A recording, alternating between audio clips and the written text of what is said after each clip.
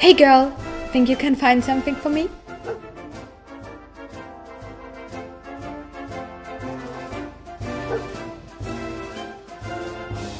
Hell yeah! Hello guys, this is Svetlana from Corgi Cosplay, and this was Zelda in her super cute Dogmeat costume. Many of you actually asked me how I made my rusty foam armor, so I thought I'm doing a little mini tutorial, but this time with Zelda. If you want to see more tutorials, you will find a lot of them in my latest painting book already. Thanks a lot for your support, and as always you will find the links for all materials in the video description. Hope you enjoyed the video, and let's start! This is the reference picture for the Dogmeat armor I wanna create. To get an idea about the right pattern size, I had to measure Zelda first. Just need enough treats for that.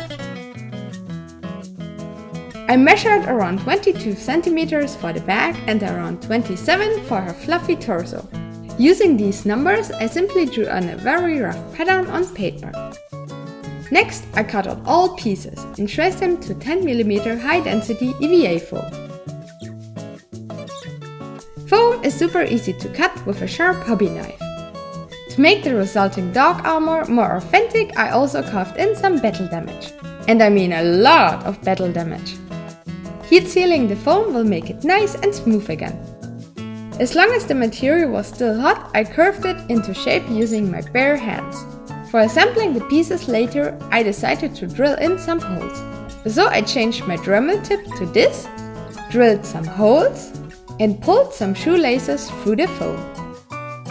Those connection pieces in the middle I made with simple 2mm foam strips. Contact cement is perfect to glue EVA foam together. You'll find a link to all used materials in the video description below.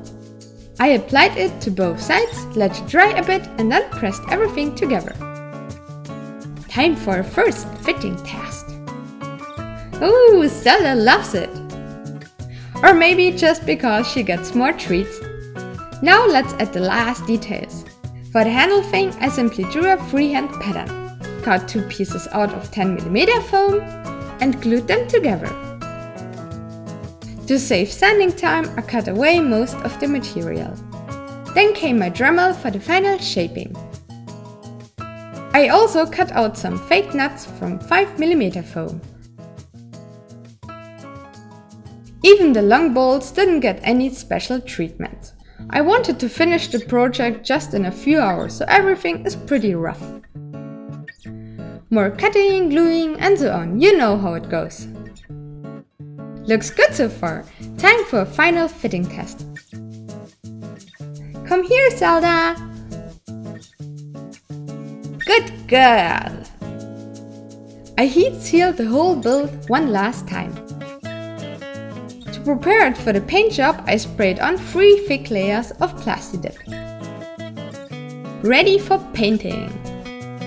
This time I wanted to show you how to work with rub and buff. I grabbed an old sock and dipped it in some color. Now I just rubbed and buffed it on. Already looks like metal, right? Super cool! The middle pieces also got some copper acrylics. And finally, I wanted to add a cool rust effect. All I needed was 1 part of regular salt, 4 parts of white vinegar, and 6 parts of hydrogen peroxide with a 3% solution. You can find this one in every local pharmacy. I mixed everything together and filled it into a spray bottle.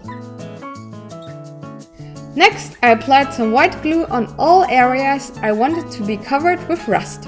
Then I grabbed some iron powder I bought on the internet and brushed it onto my glue. To activate the rust, I first sprayed on my solution. As you can see, nothing really happened yet. The magic started when I applied some pure hydrogen peroxide on top. With just a few drops, the iron powder instantly started rusting. Instead of waiting until everything dries, I carefully used my hairdryer. The more I added, the stronger the effect became. Now I only had to clean the visible metal parts a bit. Since the rust rubs off fairly easily, I applied a few layers of clear coat on top. Next, I hot glued on some Forks leather belts and sewed on Velcro tape at the end. A last detail was some random fabric which I wrapped around the grip and aged with dirt. Now let's see if it fits. Yes, perfect! Isn't Zelda a super cute dog meat? Really hope you liked this video, and if you have more ideas for tutorials, just let me know in the comments. See you soon! Bye bye!